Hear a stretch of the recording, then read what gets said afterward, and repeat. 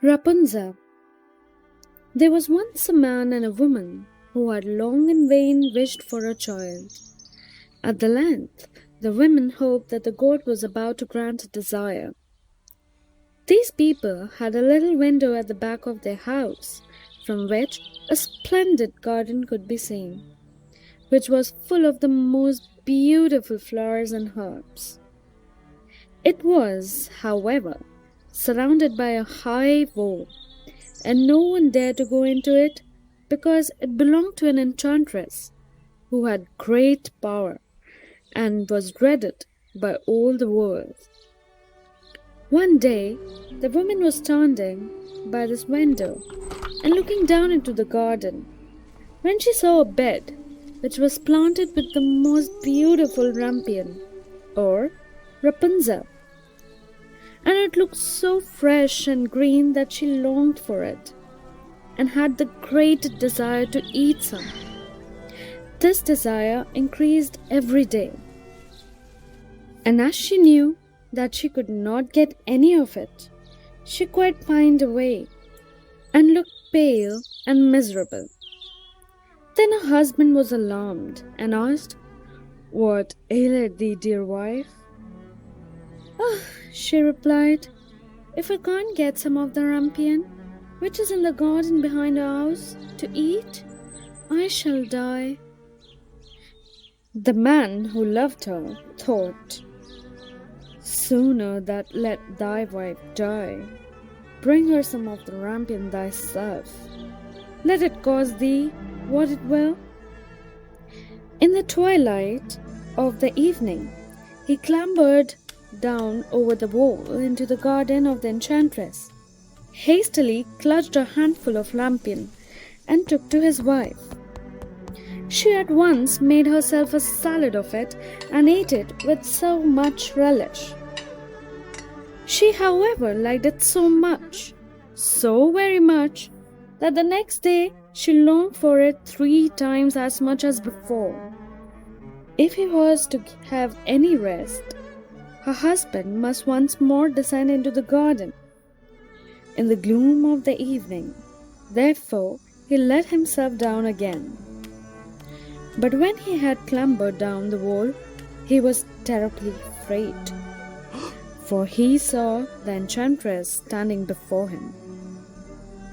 "How canst thou dare," said she with angry look, "to descend into my garden and steal my rampion like a thief? Thou shalt suffer for it." Answered he, "Let mercy take the place of justice. I only made up my own mind to do it out of necessity. My wife saw your rampion from the window and felt such a longing for it that she would have died if she had not got some to eat." Then the enchantress allowed her anger to be softened and said to him, "If the case be as thou sayest, I will allow thee to take away with thee as much rampion as thou wilt. Only I make one condition. Thou must give me the child which thy wife will bring into the world. It shall be well treated, and I will take care of it like a mother." The man, in his terror, consented to everything, and when the woman was brought to bed, the enchantress appeared at once, gave the child the name of Rapunzel, and took it away with her.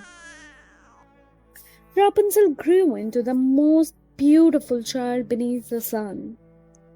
When she was 12 years old, the enchantress shut her up into a tower, which lay in a forest and had neither stairs nor door, but quite at the top was a little window.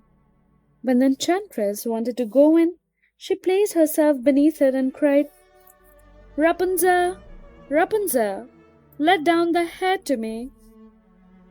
Rapunzel had a magnificent long hair, fine as spun gold, and when she heard the voice of the enchantress, she unfastened her braided tresses, wound them round one of the hooks of the window above, And then the hair fell 20 ells down, and the enchantress climbed up by it.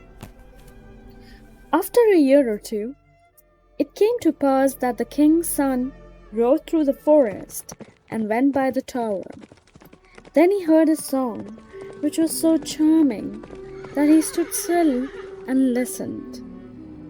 This was Rapunzel, who in her solitude passed her time in letting her sweet voice resound. The king's son wanted to climb up to her and looked for the door of the tower, but none was to be found. He rode home, but the singing had so deeply touched his heart that every day he went out into the forest and listened to it. Once, when he was thus standing behind a tree, he saw that an enchantress came there, and he heard how she cried, "Rapunzel, Rapunzel, let down thy hair." Then Rapunzel let down the braids of her hair, and the enchantress climbed up to her. If that is the ladder by which one mounts, I will go for once try my fortune," said he. And the next day, when it began to grow dark, he went to the tower and cried, "Rapunzel, Rapunzel, let down thy hair." Immediately the hair fell down, and the king's son climbed up. At first, Rapunzel was terribly frightened when a man such as her eyes had never yet beheld came to her.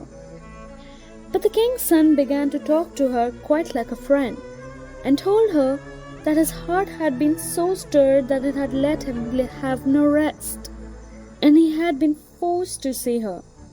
Then Rapunzel lost her fear, and when he asked her if she would take him for her husband, and she saw that he was young and handsome as she thought, "He will love me more than old Dame Gothel does."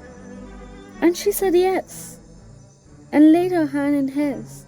She said, "I will willingly go away with thee, but I do not know how to get down. Bring with thee a skein of silk every time that thou comes, and I will weave a ladder with it. And when that is ready, I will descend, and thou wilt take me on thy horse." They agreed that until that time he should come to her every evening, for the old woman came by the day. The enchantress remarked nothing of this, until once Rapunzel said to her, "Tell me, Dame Gothel, how it happened that you are so much heavier for me to draw up than the young king's son? He is with me in a moment." "Ah, thou wicked child!" cried the enchantress. "What do I hear thee say? I thought I had separated thee from all the world, and yet thou hast deceived me." In her anger, she clutched at Rapunzel's beautiful tresses, wrapped them twice round her left hand, seized a pair of scissors with the right, and snip snap, they were cut off, and the lovely braids lay on the ground. And she was so pitiless that she took poor Rapunzel into a desert, where she had to live in greater grief and misery. On the same day, however, that she cast out Rapunzel, the enchantress in the evening fastened the braids of her hair, which she had cut off, to the hook of the window. And when the king's son came and cried, "Rapunzel, Rapunzel, let down thy hair," she let the hair down. The king's son ascended, but he did not find his dearest Rapunzel above, but the enchantress, who gazed at him with wicked and venomous looks. "Aha!" she cried mockingly. "Thou wouldst fetch my dearest, but the beautiful bird sits no longer singing in the nest. The cat has got it, and will scratch out the eyes as well. Rapunzel is lost to thee. Thou wilt never see her more." The king's son was beside himself with pain, and in his despair he leapt down from the tower. He escaped with his life, but the thorns into which he fell pierced his eyes. Then he wandered quite blind about the forest, ate nothing but roots and berries, and did nothing but lament and weep over the loss of his dearest wife. Thus he roamed about in misery for some years, and at length came to the desert where Rapunzel, with the twins to which she had given birth, a boy and a girl, lived in wretchedness. He heard a voice, and it seemed so familiar to him that he went towards it. And when he approached, Rapunzel knew him and fell on his neck and wept.